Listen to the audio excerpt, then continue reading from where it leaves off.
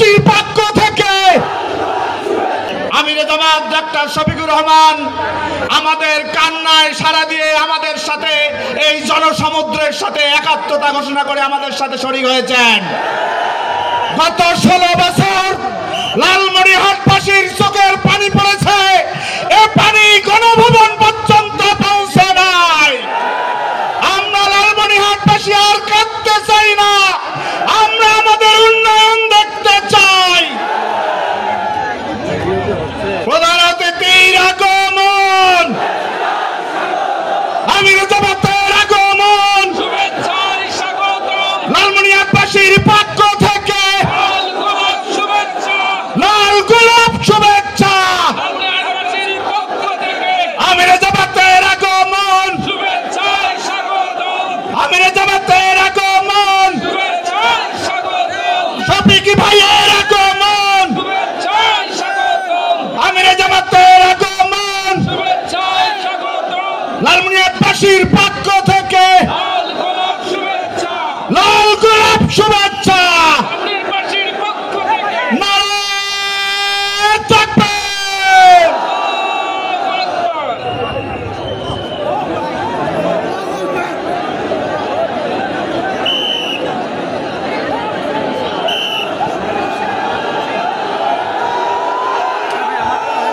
আল্লাহু আকবার।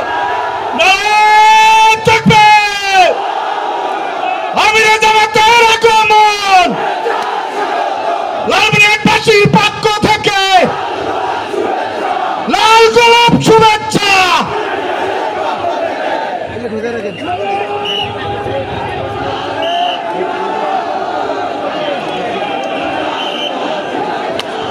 আপনারা বসুন।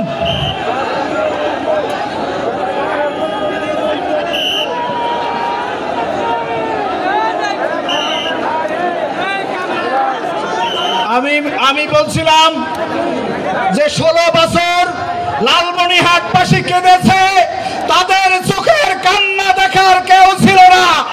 আমরা আমিরে জামাতকে বলতে চাই, আমরা লালমনিরহাটবাসী উন্নয়নের মানচিত্র দেখতে চাই না, উন্নয়নের মানচিত্রের শরীক হতে চাই।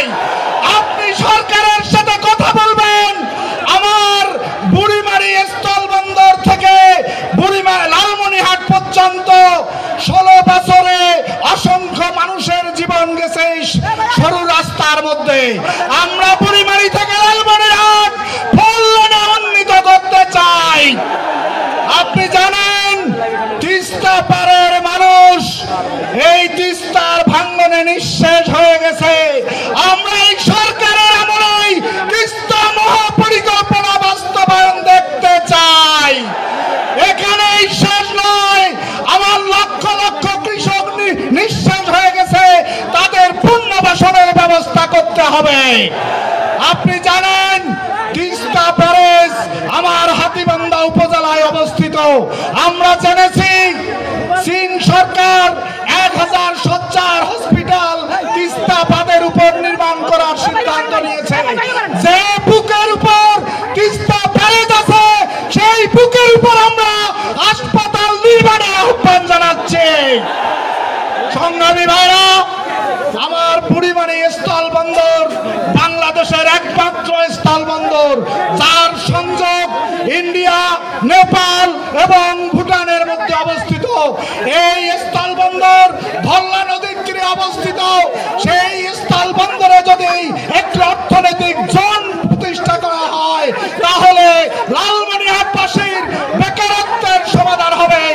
আমরা সরকারকে আহ্বান জানাতে চাই আমিরে জামাতের মাধ্যমে, আমার বুড়িমারি স্থলবন্দরে একটি অর্থনৈতিক জোন ঘোষণা করে এই লালমনিরহাট সারা বাংলাদেশের 6 মিলিয়ন টন ভুট্টা নির্মাণ বাৎসরিক ভাবে উৎপাদন হয়, তার সিংহভাগ হয় লালমনিরহাট জেলার মধ্যে।